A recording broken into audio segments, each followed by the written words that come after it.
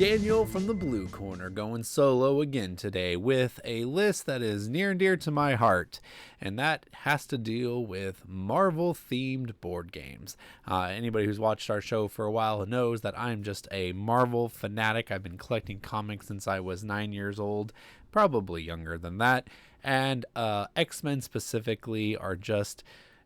my heart's right there with them. Like, I love them so much. It had such a major impact in my life, these comic books did, so it's not something that I have let go of easily.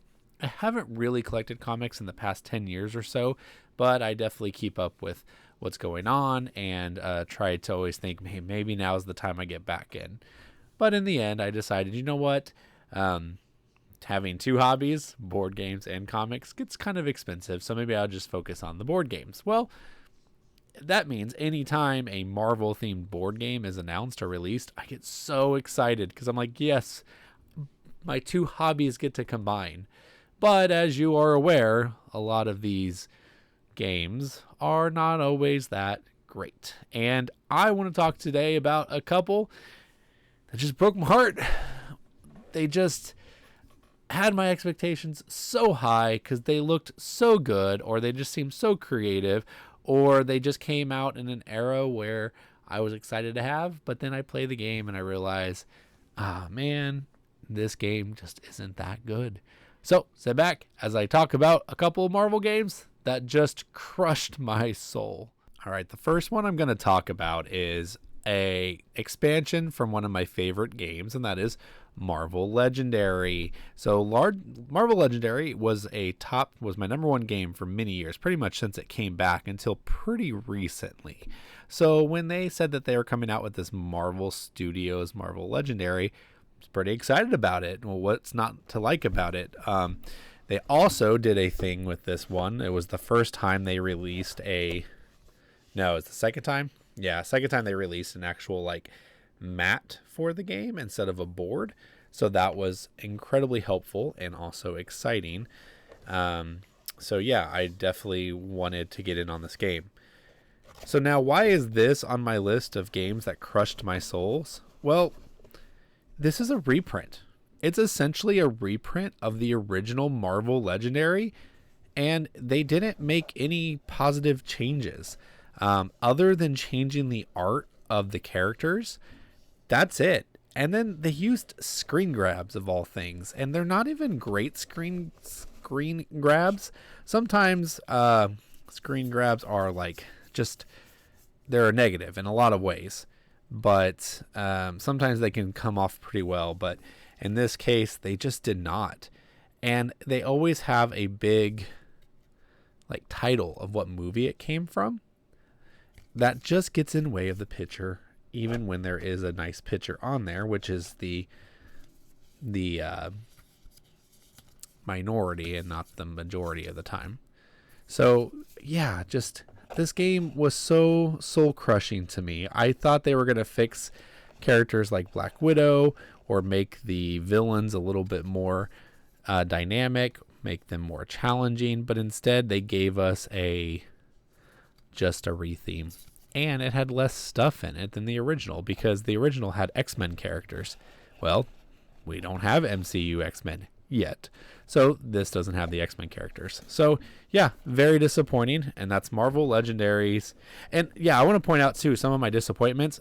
They're a proven disappointment because this one says Marvel Studios Phase 1.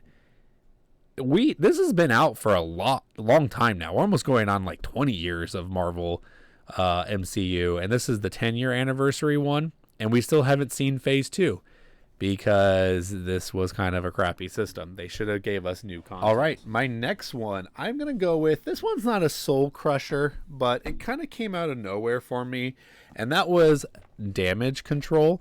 You probably have seen this on deep discount all over the place, and this is a unique deck builder, and where you buy the cards from the rubble. If you can see the back here, there's just a bunch of cards that are laid out on the ground. You kind of drop them on there, and you can, as an action, flip some of them over.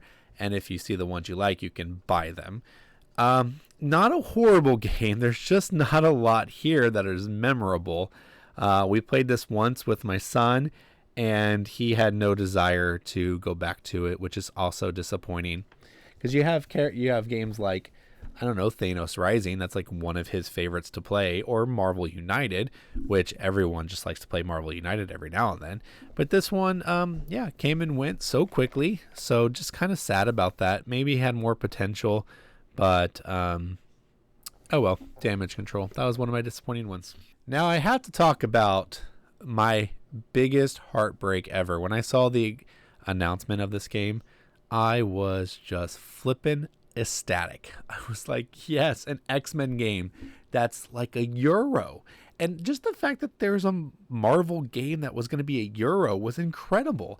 And that is Age of Heroes. And then they showed this art of this game, and it is absolutely beautiful. Even the card art inside of it takes actual like images from the comic books and kind of pastes over with this like watercolor.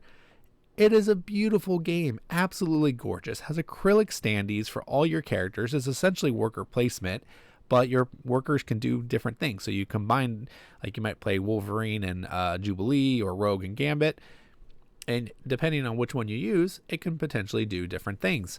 So fantastic concept. This is also from the designer of Lords of Waterdeep, and there's a lot of elements of Lords of Waterdeep in here. But man, does this game feel underdeveloped to the point where there's only a couple games where I actually get angry when I play. This was one of them. I mean, so the part where it's like Lords of Waterdeep is that the board will expand as you play based on new locations that are played, and they tenfold it. There are so many locations that you can play from these cards that are in your hand, but this is the catch. A lot of these cards and a lot of the permanent locations are how to manipulate your hand so that you can play more cards on the board.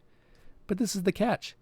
That board will eventually fill up, and it fills up at the halfway point of the game.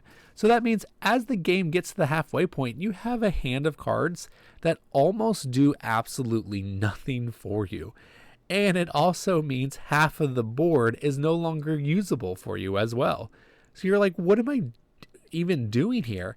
And your whole goal is to gather enough specific resources so that you can go fight the bad guys, and which is fine, and that's actually a good concept. But you have to go onto the X-Jet to fight the villains, and then the order you get on the X-Jet is the order you get to like fight the villains in. But if that's the only space that is left halfway through the game, like that's all you're doing then. So the first half is just building the board. Second half is just using resources. Not very dynamic and not very interesting. And on top of that, there's different scenarios. And the scenarios are half-baked. There's one that's like the legacy virus. And it was like, oh no, if you get these counters, your characters will die and they'll be removed from the board. There was like 3 things that gave counters. Like 3 cards. That was it. Like it literally wasn't even an issue in the game we played. And that was the whole twist of the scenario. And it's like, okay, that's weird. And then the player powers. This game is the one that got me ranting about how just saying you get bonus points for accomplishing something is not a player power. And in this case, not only is it not a player power, but it makes the game incredibly broken. It's like you get 5 additional points if you finish a red quest, or if you're this faction, you get 5 if you finish a blue quest. You might be thinking, okay, that doesn't seem broken. It just gives you a direction to go to. This is the problem. Blue quests are significantly easier to complete than red quests. So that means I might finish 6 blue quests while my opponent finishes 2 red quests. And the victory points of those are not drastically enough to make up the difference. So unfortunately, this game just makes me so angry because it failed on so many levels. But it will never leave my collection because it is a beauty. And I love the way it looks. And I will show this game off for the rest of time. And when I see it in the dollar bin, maybe I'll buy a couple more because it looks that great. And just this one was soul crushing. This is the one that made me even want to do this list because of this game, Age of Heroes. All right, the next one is a blast from the past. And you might even be like, why is this on your list? You should have known this was going to be a bad game. But the thing is, in the 90s, I had a game called, and it's right down here. Actually, let me go grab it real quick. Called X-Men Under Siege. And to this day, I actually enjoy playing this. It holds up fairly well. It's going to be on my list of games that I really enjoy from Marvel, so look out for that one. But this game was exciting. So there was a couple other games that came out during this time, and it's been my goal to get those games. I want to have the whole set. So I finally found one. X-Men Crisis in the Danger Room. And I found this one, was super excited to have it. And again, the Under Siege was actually a good game. I had high hopes for this. This is shoots and ladders. You literally flip a dial, move your character to that color in hopes that you land on a space where there's a villain there. And if you do, you defeat the villain. That's it. That's the game. You go in circles until you fight 4 villains, which means you are landing on the space that the villain is at. That's the game. That's the whole game. There's like a 3D danger room set up in here. Let's see. Here you go. You can see the kids. There's a 3D board. The danger room set up. There's like fire hazards. There's standees for the... Actually, I don't know if there's standee for the villains. But it doesn't matter. This game is rubbish. And I just couldn't believe that this came out even in 1990. So while it's going to be in my collection because I kind of want this whole set, incredibly disappointing. The next one on my list is I always want to say Final Fantasy. It's a fantasy flight game, and it's supposed to be the skeletons built on the skeleton of Arkham Horror or Arkham Asylum, and these are both pretty widely accepted good games. So when they said they were going to put a Marvel theme on it, I was kind of excited about it. But this game was just as bland as it gets. It started off with an interesting concept, borrowing from Marvel Champions. Essentially, you pick a character and you can mash it with a different aspect. So you can kind of get a different feel for each character, like a leadership, aggression, justice, and so forth, some other ones. And so every time you kind of have this different experience, which unlocks slightly different powers and different combinations of what they're good at. The only problem is this game didn't have enough variation of what to do that any of that mattered. I just went to a location, beat somebody up, went to another location, rolled dice to discover a clue, and that was it. Now, there are 3 villains in this one, and I only played the base villain, so maybe the base villain was like, hey, you don't get to do anything but fight and search, and those are the only 2 actions worthwhile. Maybe that's the case, but... yeah, there's 3 other villains. I think it was Ultron is who I started with. And just incredibly disappointed, especially Fantasy Flight. Like, they have a great track record of doing really good board games for intellectual properties. But this one just fell flat. And the fact that it's been out for about 4 years now, and there's been no even rumblings of expansion, kind of speaks to how bad this game actually is. And it's not bad. It's just boring. I mean, they even had characters in there that like Elektra and Daredevil. Like, there's a lot of characters in here that you can't always play, and it was exciting that they did that. They went with different variations. You could even play Shuri as Black Panther, but it just didn't hold up. There just wasn't anything there. It was just boring. So incredibly disappointed. The next one I want to talk about is a catch-all, and that is pretty much anything with Deadpool in it. Now, a premise to be disappointed means you have to be excited about it coming out to begin with, and I am never excited when a Deadpool set comes out. As a X-Men and Marvel fanatic, you would think I would love Deadpool, but I do not. I actually really hate Deadpool, or what I should say is I hate what Deadpool has become. When he was first introduced in the 90s or 80s, he was a goofy character, but no more goofy than Spider-Man, where he just was witty and he would just say snarky things. This whole fourth wall breaking thing is a meme that turned into the hero and has taken over the Marvel universe.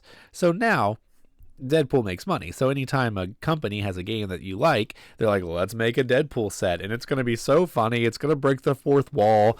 And I'm using Unmatched as a placeholder for my disappointment because I love Unmatched, my favorite game of all time, and I love the Marvel heroes in it. But this Deadpool set, while not horrible, does show you the issues we have with the Deadpool sets. There's a card in here that's like 5 damage if your opponent's name is Logan. Okay, yeah, I get it, funny, but like that's not going to be played in a tournament.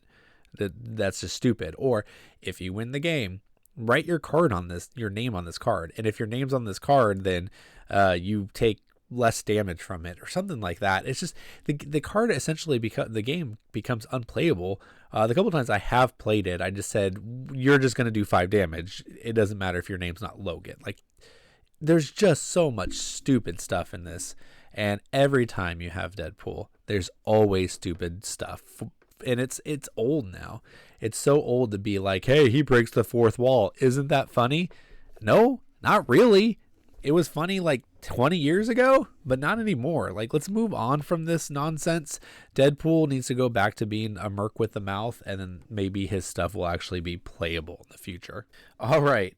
And the last one I'm going to talk about, I actually don't have here, but it's called X-Men Mutant Revolution, I believe is what it's called. Actually, let me double check that. Yeah, the next one is called Marvel X-Men Mutant Revolution, and this was based off of Spartacus, which was a really fun game. My friends and I actually enjoyed playing that. We played it a lot, but it went on a little long, so they were like, hey, let's remake this game into Marvel X-Men Mutant Revolution. And gosh, talk about a retheme that should have been better, but absolutely wasn't. You took this theme of like gladiators and slaves participating in an arena, and you just turned it into competing schools with mutants fighting in the arena, which was okay, but why? But you don't bet on people. Why are you betting? That was weird. Also, it was a direct port over. There's still this video that I recall from Tom Vassell interviewing WizKids about this, when they were like, oh, it's a retheme, and they're like, what did you change about it? And they're like, nothing. And he's like, okay, but thematically it merges better now. And they're like, man, not really. And he's like, so there's nothing? He's like, well, like Cyclops, he has like range. There's range now. He goes, well, there was range in Spartacus as well. It just came in the expansion. And Tom Vassell was like, okay, well, thanks for the interview. I mean, even WizKids didn't have faith in this game. So, yeah, to say I was disappointed is an understatement. And despite seeing that, I still bought it thinking, well, maybe that guy didn't actually know what he was talking about. Maybe he was the one that was in the wrong. Come to find out, no, he was spot on. There's nothing new about this game, except for they did make it shorter, which weirdly enough did not make the game better. It actually just kind of killed the vibe of the game. So while this is a re-implementation of Spartacus, it did not do nearly as well as Spartacus. So there you go. There are several games from my Marvel fandom that I've been excited about, and then immediately got disappointed and immediately was like, well, these aren't for me.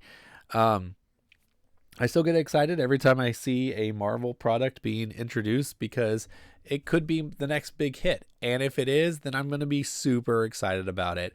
I'm also totally not over the rethemes of Marvel. I infamously did a tabletop team up on our main show, and I wanted to see Terraforming Marvel. That's right. Let's take Terraforming Mars and turn it into a Marvel theme, where instead of Mars, you're like terraforming a comic book strip, and you're playing cards to influence the panels and how and what the story progresses. I think it would be great. So, but whatever. The idea is, though, I will take a Marvel retheme at any time, any place. So I love Marvel so much that if it's disappointing, that's saying a lot, because a game I can give it a lot of grace if it has a Marvel theme on it. But these games I talked about today, they just didn't do it. All right, well, that's it. That's all the disappointing games I have to talk about. What are some of the Marvel games you have been disappointed about? Maybe ones I did not mention, because maybe I haven't played them. And I swear, if you say Marvel Champions or Marvel United, I'm kicking you out. No, just kidding. You can say those, but you got to know that's a hot take, because those are not necessarily considered bad games. But if you don't like them, that's you. And let me know. And let me know if there's any other ones I should try out, or maybe ones that I should keep avoiding, or maybe they're so bad, like Age of Heroes, that you just got to play them just to experience it. All right, guys. Well, until next time, I'll see you around the board.